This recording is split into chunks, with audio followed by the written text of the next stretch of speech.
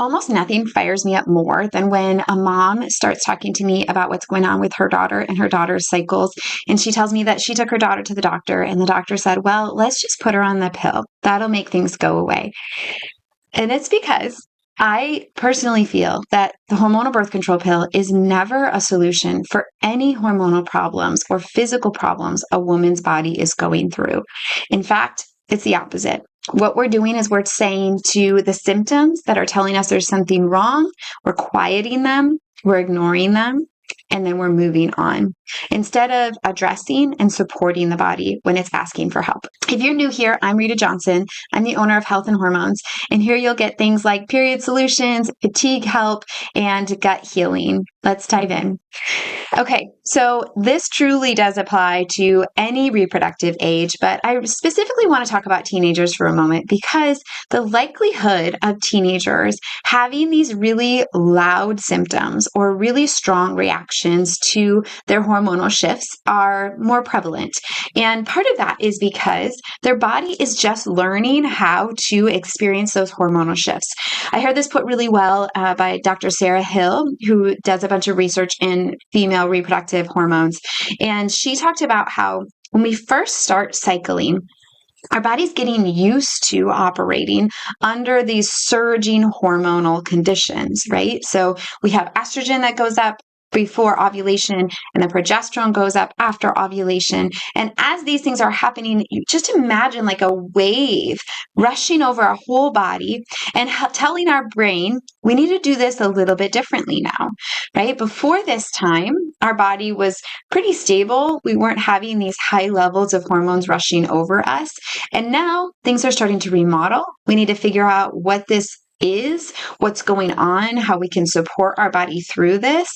And in addition to that, we also then have a lot of the emotional instability in this time of being a middle schooler, being a high schooler, having friends that are going through these same things, these same emotional upheavals and swings. And then, of course, there's the opposite sex thrown in. And it can just be a very confusing, tumultuous time. That being said, it's also a time when, as we start cycling, we may notice things like acne flaring cyclically, or headaches happening around the menstrual cycle, or really painful periods. I worked with a girl one time who not only had really painful periods that would keep her home for several days, she would throw up and faint in that process as well. So this level of reactivity to what's going on with her body was not normal. But the only solution she got when she went to her doctor's office was to go on hormonal birth control, which is shutting down a system that's trying to just get chuggy. So what we need to do instead is listen to those symptoms.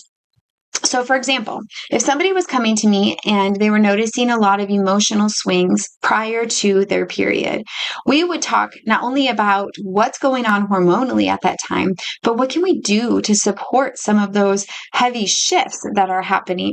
Sometimes it can be adjustments to workouts. Sometimes it's adjustments to dietary, what they're consuming at that time, being sure that they're going to the bathroom regularly. We have to get rid of those hormones after our body has used them up. Otherwise, they continue to recycle in our body.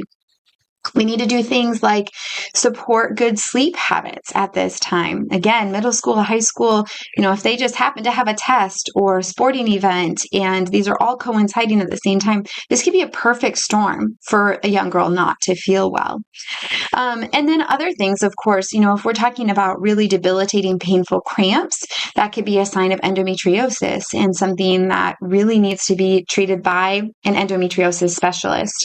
I recently heard an endosurgeon talking about the different types of lesions that he'll find when he's doing surgery.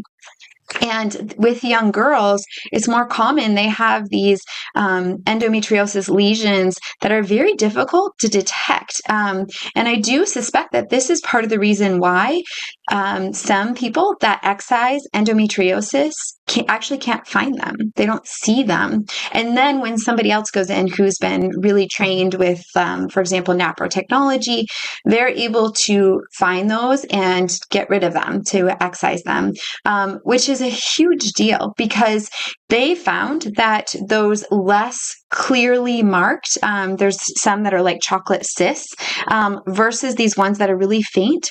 The faint ones actually tend to be thought of as a more active form of the disease of endometriosis and causing more pain than the chocolate cysts, which perhaps has some dead tissue and has been there so long that it's not as angry, if you will, during those hormonal shifts as some of those other types of endometriosis. And this is part of the reason why they don't notice the same amount of pain for different types of endometriosis. So, for example, it could be type 1 endometriosis, but have such severe debilitating pain, or they could have type 4 endo and have no pain at all. And the only symptom is perhaps infertility or something with their hormonal health. So there's a lot that when we have the eyes to see of what could these symptoms be leading us to, there's a lot that we can discover and find out unless we just mask those symptoms by taking something like hormonal birth control, which again is shutting down the system and isn't allowing us to get to the root cause of why the body's communicating there's something wrong.